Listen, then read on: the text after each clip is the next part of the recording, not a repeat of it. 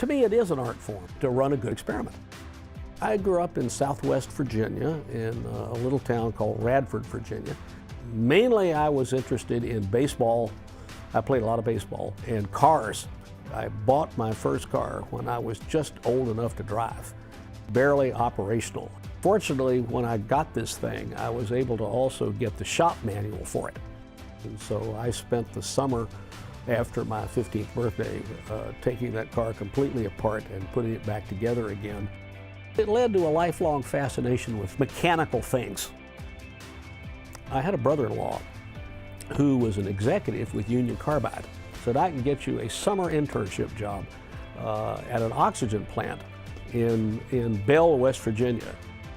I got fascinated with the way that plant worked and the tremendous volumes of data that we collected, measuring the quality of the oxygen, because we had to be at like 99.99% pure.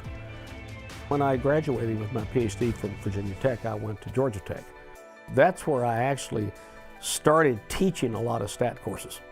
So I started going around at Tech, knocking on doors, and saying, hi, what kind of experiments are you guys doing? And would you like some help? And so I started getting involved with people, with their research students, and helping them figure out how to run experiments. And so I started to build up this repertoire of examples.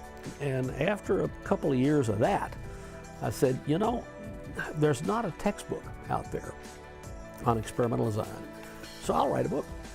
And the first edition was published in 1976, and it was a huge, wild, screaming success because it was the only book of its kind. My phone started to ring, and it was people from industry, and they said, this is great, can you come and teach us how to do this? I met up with some people down in Oregon that were interested in starting a wine business. And I'd been a wine enthusiast for many, many years. So we pulled the stumps on the property, trellised it, and planted grapes.